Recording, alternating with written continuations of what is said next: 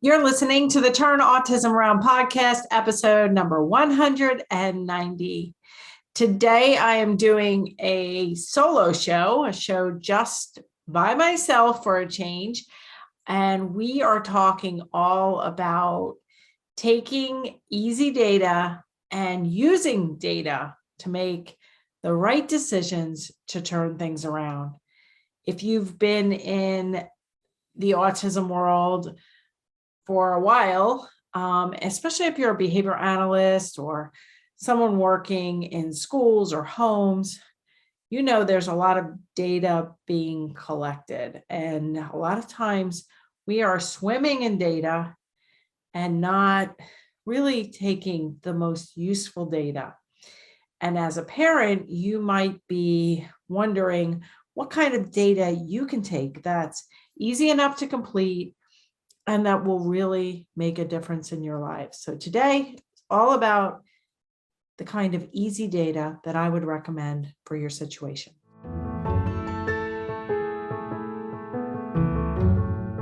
Welcome back. So let's dive in to this solo show about taking data, taking easy data at home, at school, and in the community, whether you're a parent or professional. I do talk a lot about data. I have another podcast, 4 podcasts actually I've done in the past, a year or 2 ago, on the 4 steps of the Turn Autism Around approach, which is assess, plan, teach or implement, and take easy data. So it is step 4 of the Turn Autism Around approach. It happens to be the final step of the scientific method too. So my steps are proven in science. Now, what people are doing in the steps isn't always necessarily the right things, in my opinion. And we as parents and professionals are making thousands of decisions every single day. So a lot of those decisions aren't going to be right. I've made a lot of mistakes and I continue to make mistakes every day in terms of that dance of really figuring out what's the best decision in the moment. So this isn't to criticize, it's just to really take a look behind the curtain at the various data collection methods and what I usually recommend depending on the situation. So before we start, just know that everything I present in my book, in my podcasts, even in my paid online courses are for informational purposes only. And since I'm a registered nurse and a board certified behavior analyst at the doctoral level, I can't give you specific advice.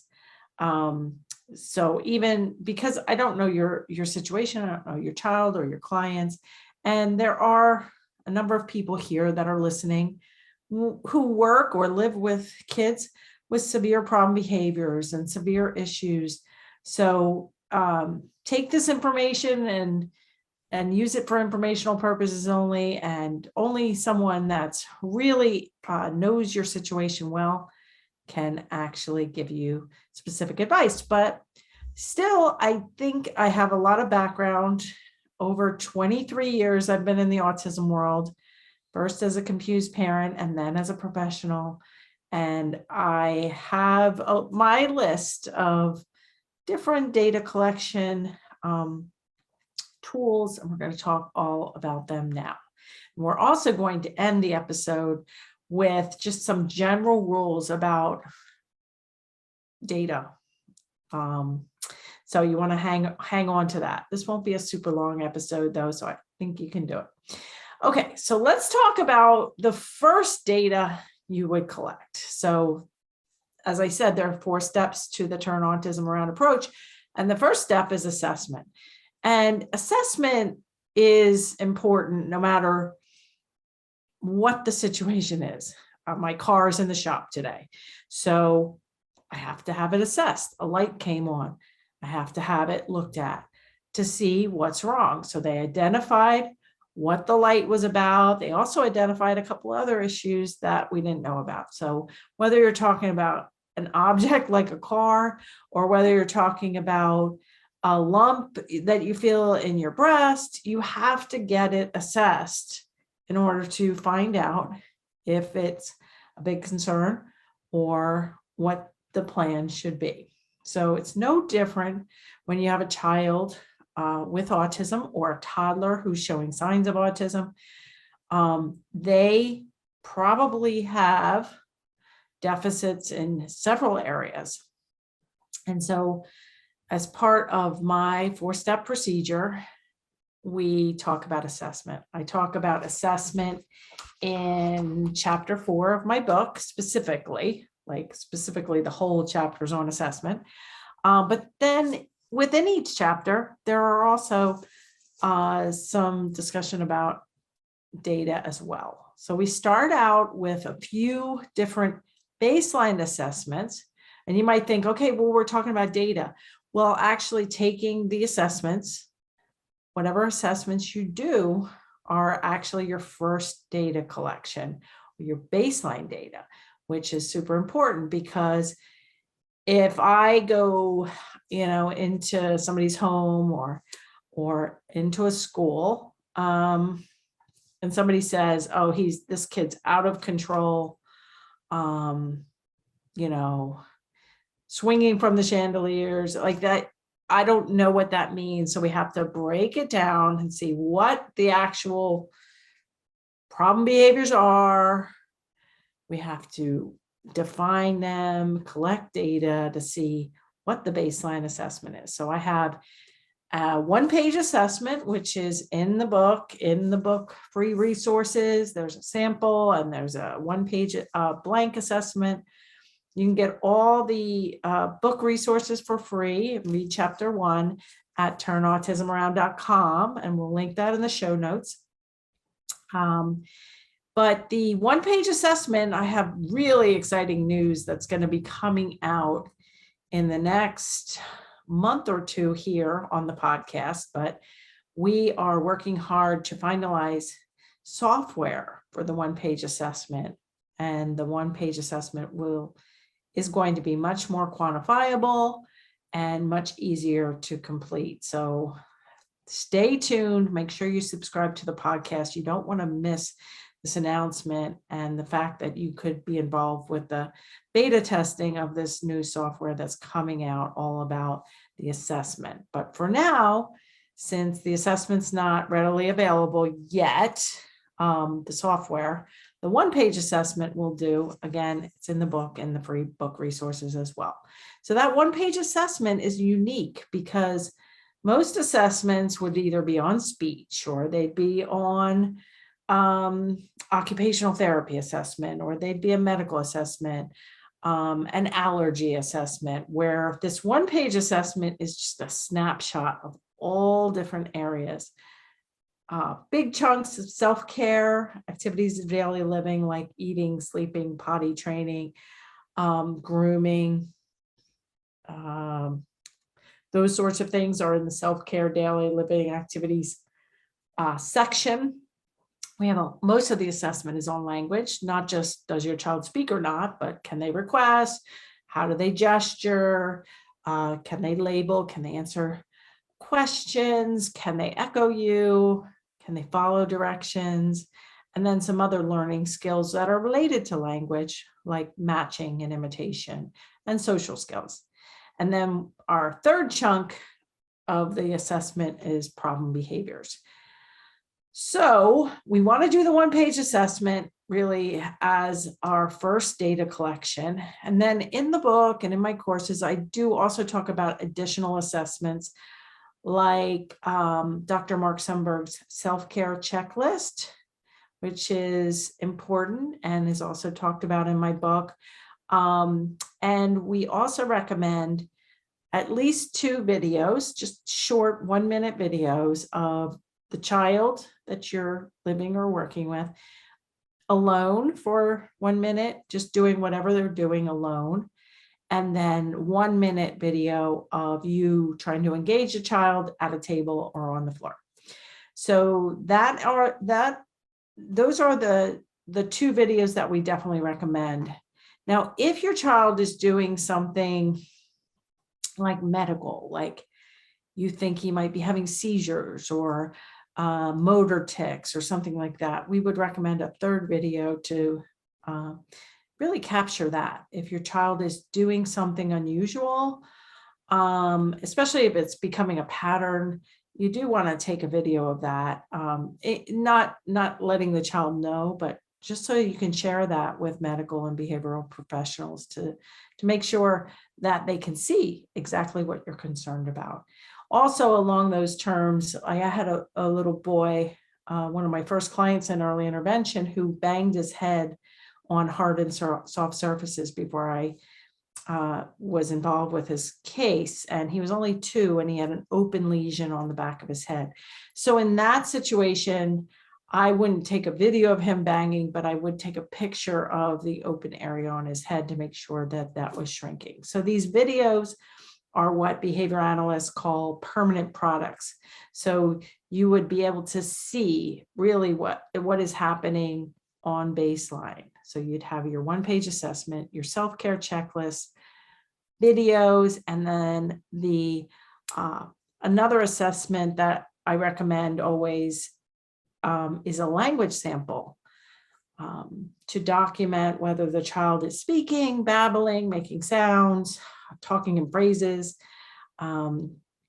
We had always recommended this as part of our online course, and it's now in the assessment chapter of my book as well.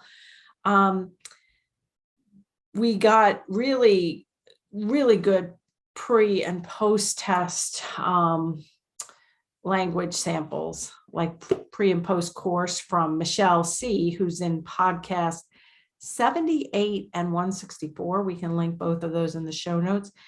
And she started with her daughter, Elena.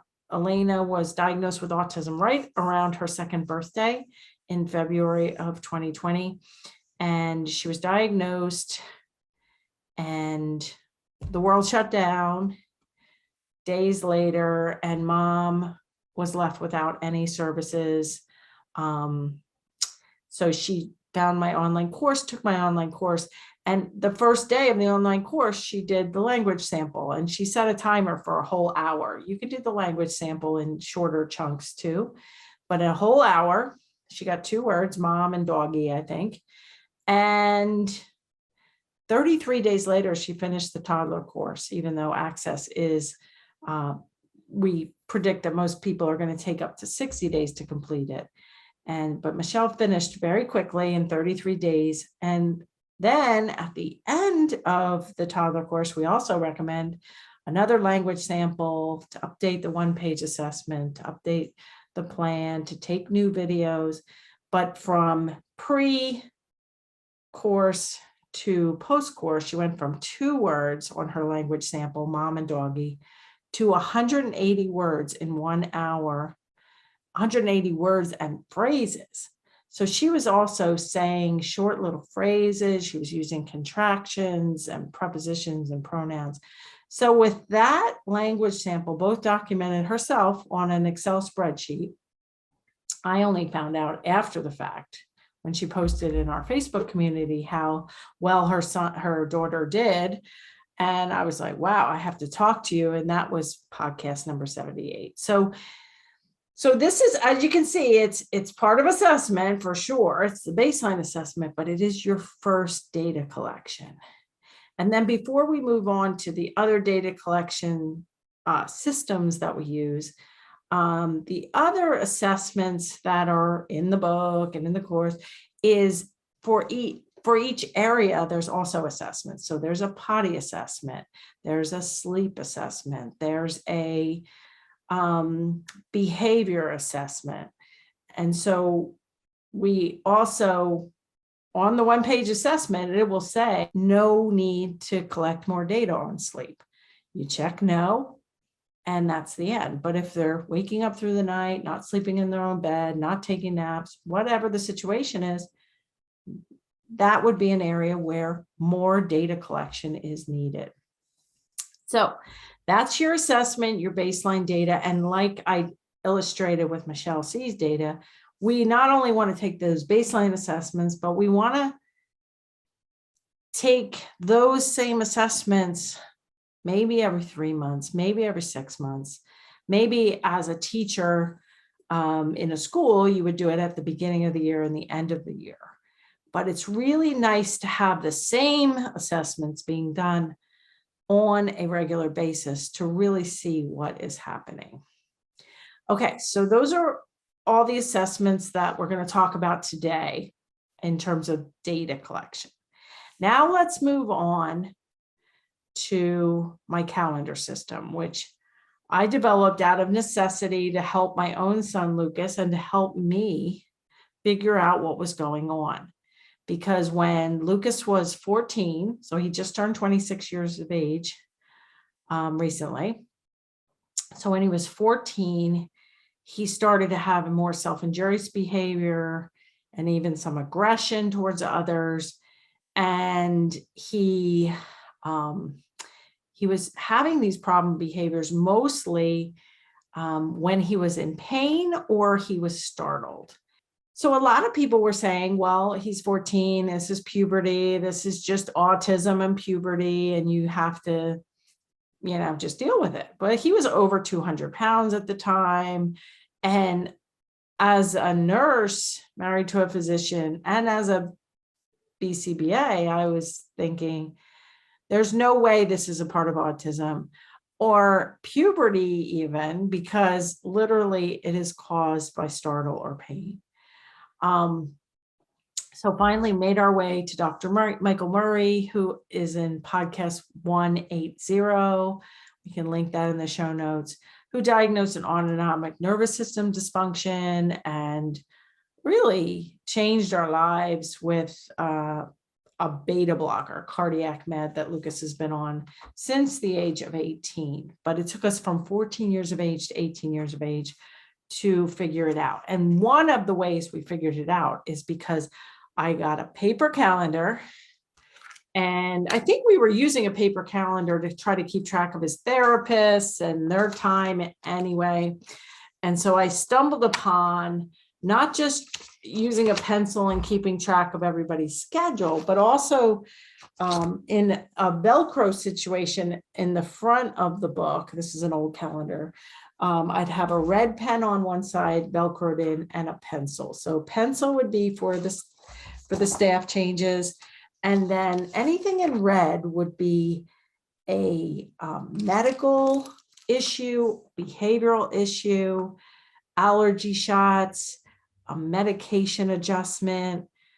And then also in red pen would be SIB, time of day, location, if we could find any behavioral triggers, or if he would bite his knuckle and say head hurts, or he would, fire alarm would ring and he would aggress. So we could write down in our calendar, fire alarm, SIB or aggression. If he was in pain, we would give him Motrin and we would document that all within the calendar. So we have continued to use the calendar for over 8 years now, maybe longer, but it is my calendar system. I have a blog on the calendar system. We can link it in the show notes. I think everybody should be using a calendar system. Even adults that are listening with medical issues, you need a way to keep track of medications, changes, supplements.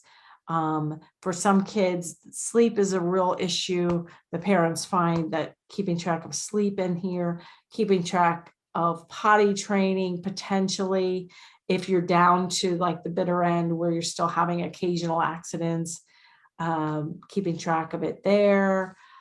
If they get sick or on antibiotics, that goes in red pen. So important, the calendar system, but not just for kids with autism, for anybody who has any kind of medical or behavioral issues. I think this is one of the easiest ways to keep data and be responsive. So I take the calendar to any doctor appointment. I used to graph the data because Lucas's SIB and aggression was high enough to count and to graph. We're going to talk about graphs in a few minutes, but for the most part, we can be really responsive, because what people tend to do, before I had the calendar system, I can tell you, Lucas was on like 12 different meds over the course of, the first 10 or 14 years of his life. And I have no idea why we started different meds, what we were trying to treat, what the dosage was, how much he weighed, what side effects he had to get him off, because he was off everything.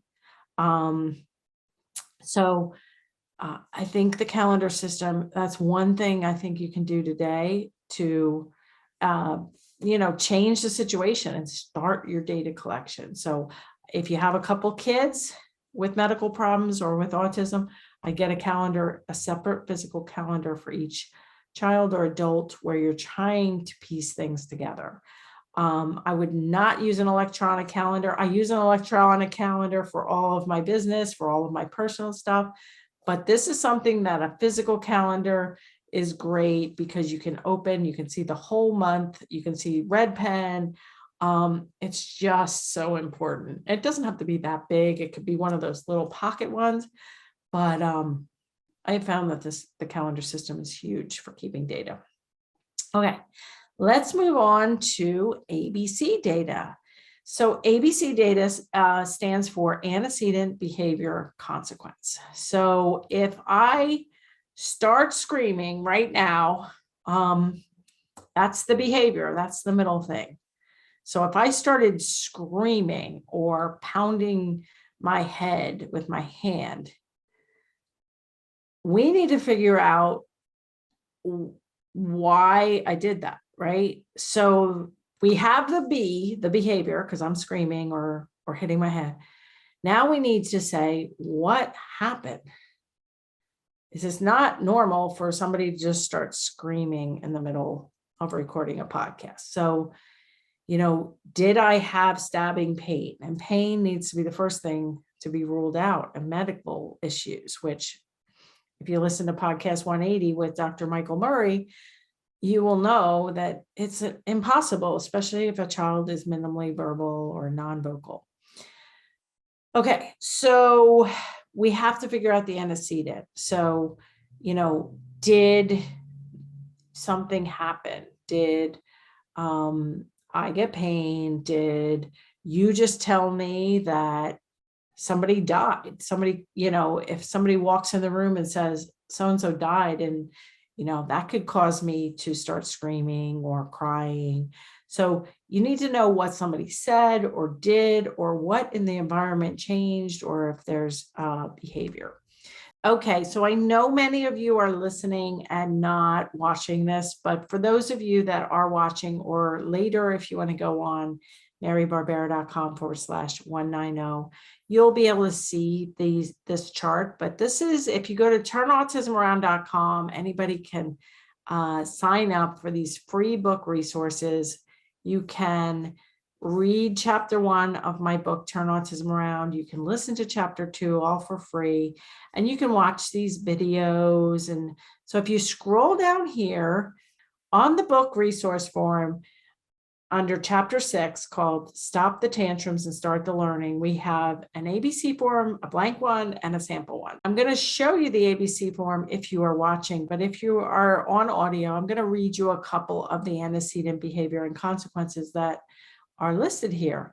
So you can see all the way on the left-hand side, we write the date and the time. That's important, especially since Lucas's problem behaviors would oftentimes happen at night while he was sleeping. He would wake up, have pain, have self-injurious behavior. That's important to know, because that to me meant that it wasn't anything anybody was saying or doing. We were all in our beds. So it had to be something medical or something that woke him up to have problem behaviors. Also, in addition to the antecedent behavior and the consequence, we want to write down what the setting was, what the activity was, where were you, who he was with, It could be a new staff member who doesn't know how to transition him. It could be a room of somewhere where you go, a specific room that seems to be a trigger. And all of these are important. This first entry is during snack time. So the antecedent is what happened right before the behavior that may have triggered the behavior. So the antecedent was someone said no when Joe asked for a banana. So the behavior, what the behavior looked like. So we want to write in here on the ABC chart, we want to write not Joe got frustrated. It's he fell out of the chair. What did it look like? And he screamed for 10 minutes. And then what the consequence was, what happened after the behavior or as a result of the behavior. And this is not what you were supposed to do. This is what you actually did or what the person did. Ignored, transition to playtime once calm. The next entry is half an hour later, the activity was puzzle. The antecedent was Joe could not get the puzzle piece to go in. He cried and threw the puzzle piece was the behavior. That's what the behavior looked like. And the consequence was mom approached and helped put the piece in. So this helps us begin to make sense of what the function of the problem might be. It helps us to identify, why can't Joe have a banana? Or maybe he gets over hungry before snacks, or maybe he had to wait too long. Can he accept no for other things? Or maybe he wanted the whole banana and you wanted to give him piece by piece. It helps us begin to be the detective to figure out why it's happening and how to prevent it from happening again, because we want to spend 95% of our time on prevention. And I know we just recently had Rachel on the show, our program director here, and her episode was 185. We can link it in the show notes. And that episode is all about how we got her typically developing sons throwing and hitting down to 0. And one of the things that Rachel did after the fact was she wrote out the ABCs of what was happening. And so even if you're not going to do this the same minute or the same 5 minutes after the behavior happens, sometimes going back and charting out what actually may have triggered it is super helpful. So I will link those in the show notes, but that is pretty much what I have to say about ABC data. The important things with ABC data is that, especially if you're in a school and have multiple kids that you're collecting data on, it's important that it be done, like I just got done saying, you don't have to do it right away. But if you don't do it right away, and you're in a school, you will probably forget, and you will probably forget exactly what the antecedent behavior consequences were and so forth. So you do want to do it as quickly as possible. Plus, you need a behavior analyst or a teacher or somebody really familiar with the behavior plan, with the situation, with the aides, with the students. You need somebody to help assess the ABC data, help make changes. Like if we don't look at the ABC data every day, or at least, every couple days, every week, we are not going to be making changes to prevent the throwing of the puzzle piece. We're not going to be able to prevent the flopping for when he asked for a banana and was told no. So one of the key things about data is you don't want to just have people taking data. You have to have somebody to really help people. And it can be a parent. Parents can definitely learn how to analyze their own ABC data, especially if they're in my online course where we basically teach parents how to become their child's best teacher and advocate for life. So It doesn't require a BCBA to help analyze what's going on and to set the stage for preventing that next time. Of course, having a behavior analyst on site, especially somebody that is listening to this podcast and really agrees with a child-friendly ABA approach, that's like gold, to be able to have somebody like that on your team to really guide you.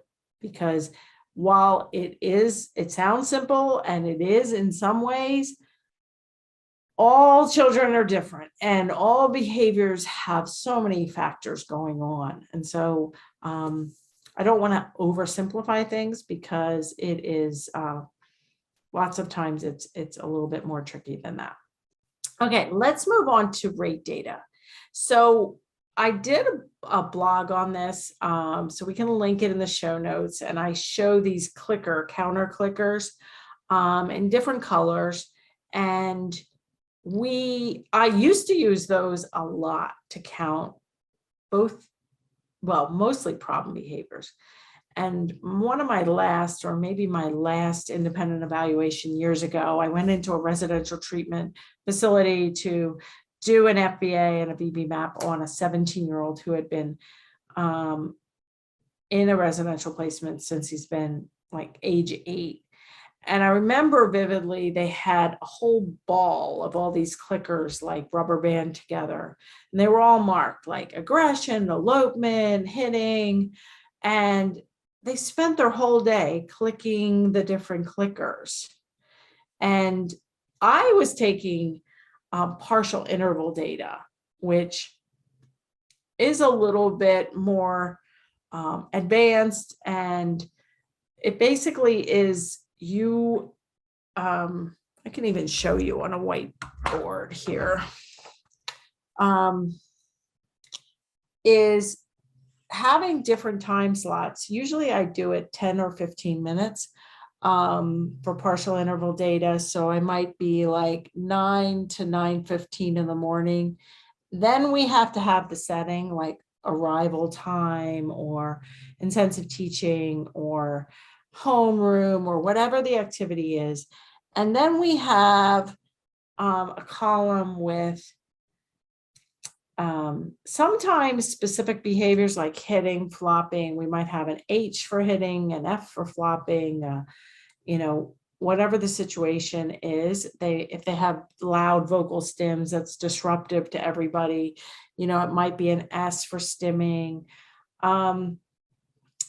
So it's definitely specific to the student or the child.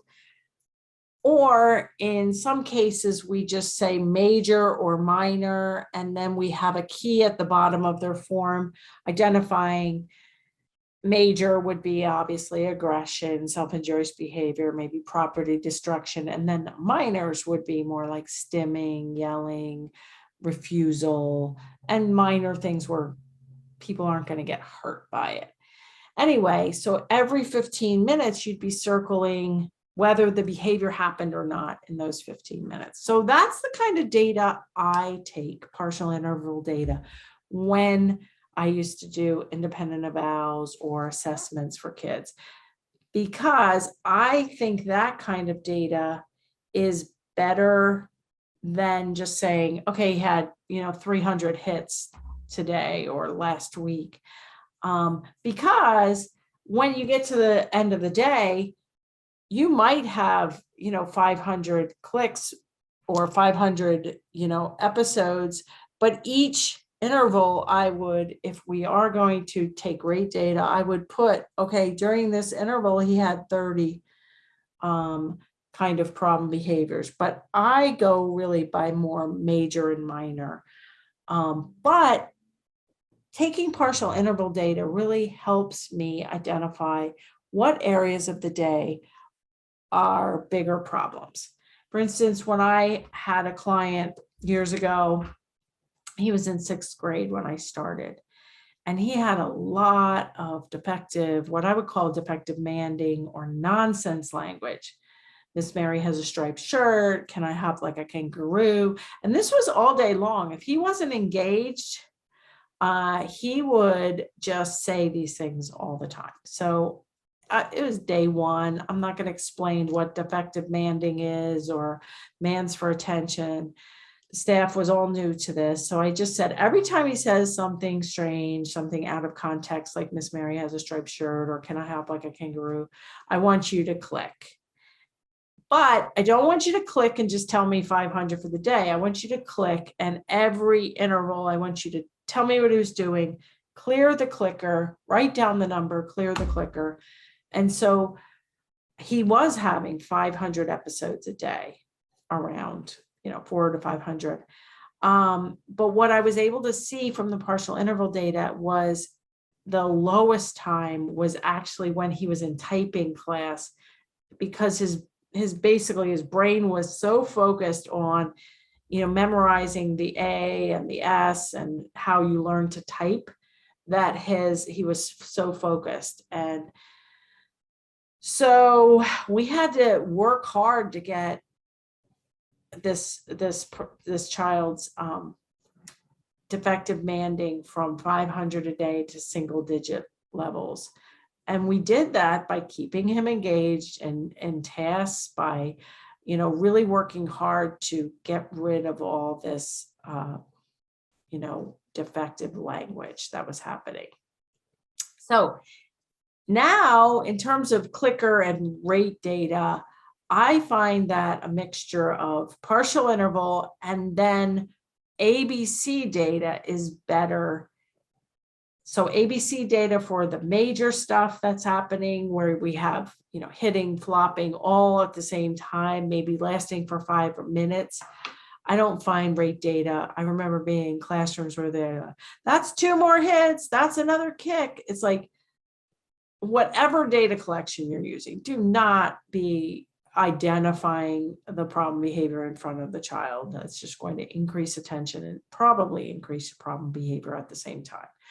So the other reason I don't click anymore for bad behavior, I only use these clickers for good behavior, is because the bad behavior, it can be an auditory cue that I am positively reinforcing with a click. If you think of video games and you think of tag teach, which teaching with acoustical guidance, I mean, that click could definitely serve as a reinforcement or a marker for bad behavior. So I don't click anymore for bad behavior, but I do click for words, sounds, responses. I click a lot for good behavior. So you can learn more about clickers in the show notes on the blog I did about clicking. Okay. And then before we go on, like the major do's and don'ts about data, I get a question sometimes like, should we be graphing data? When should we be graphing data? Definitely, a lot of my procedures are meant for parents to use in the home. So for parents, I'd say calendar data for sure, yes. ABC data, maybe with your help for big things like major problem behaviors. Clicking sounds and words is reinforcing for everybody. Writing down that total at the end of the session is reinforcing for everybody. So those kind of data collection, sure, yes. Don't overwhelm parents with data though. And in terms of graphing, I'd say yes, if behavior analysts are involved, you definitely want to be graphing.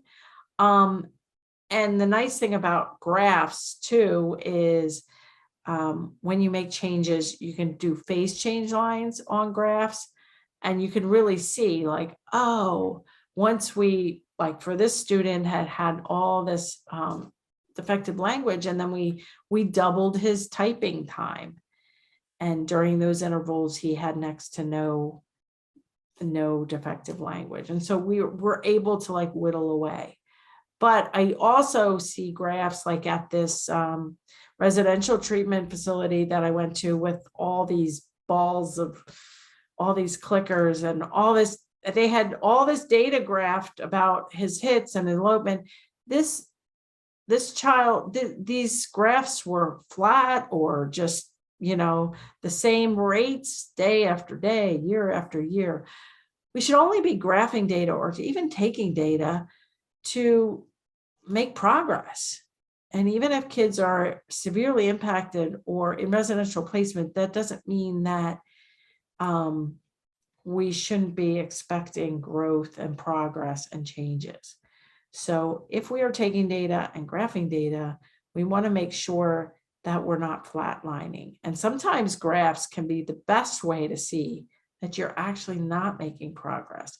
Or in some cases with potty training, I remember one of my families that I was working with they were taking data, they weren't graphing because of my rule about not overwhelming parents. And they were really frustrated. They were only a week or two into it, and they were just really frustrated. And I looked at the data. I said, actually, I don't think this data looks bad. So let me graph it quick.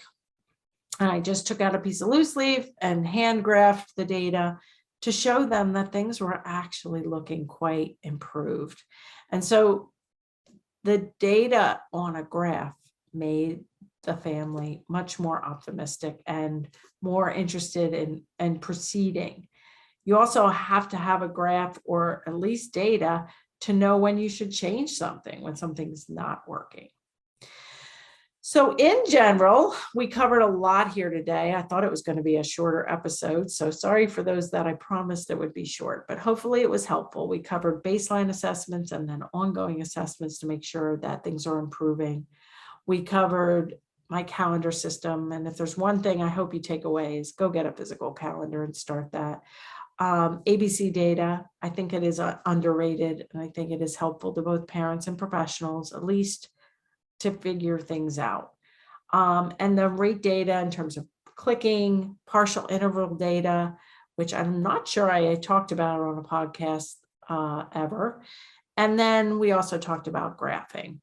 So in general, just to leave you with a couple tips, the behavior you're seeing and the performance of the child, the skills of the child should match the data. So if I get a BB map assessment, which we didn't even talk about, or the one-page assessment, or a language sample, or a graph about behavior, and I see the child, and I don't know the child, and I see his graphs, and I go in and look at the child, they should match. If they don't match, then the data, the people may be overscoring, underscoring, or you might not be collecting the right data. So the data that you do collect should be used now and or in the future. So we don't want to be taking reams of data that nobody looks at or analyzes or cares about. Don't expect parents to take data that is time consuming, but these easy tips like the calendar system or keeping rate data on language, I think is a good, easy way for them to collect data that you can then collaborate with to help the child succeed. You do want to set a time each day to look at the data, make changes, or at least every week to have a behavior analyst look at all the data and make changes. Because if you're not making changes, I was in a classroom once, and the aides who they didn't really agree with, they just didn't want to change. And they like, every time Mary comes in, we have to make a change. It's like, okay, but I'm looking at 8 kids. And so if I come in and the graphs are flat, we're going to have to make a change. Yes. And I'd only come in every 2 weeks or month. So yeah, there were changes. If the graph or the data is flat, we have to make a change. If the child's progressing, we have to have new programs, new targets. So yeah, we have to make a change. If the client or student is going backwards or having problem behaviors, then we're going to have to make a change to help them grow and learn. So yeah, ABA is the science of change, of making changes in socially significant ways and behaviors. So yes, it does involve a lot of change, but if your data isn't leading to change, then you're probably not taking the right data or you're not analyzing the data and making those changes. So hopefully that was helpful to you. If it was, I would love if you would leave a comment, leave a review on Apple Podcasts or wherever you're listening, share it with others, and let's get the word out that we can and should be taking easy data to make a difference in our kids and our clients' lives. So this is podcast 190. You can find all the show notes at marybarbera.com/190. And I will see and you will hear from me same time next week.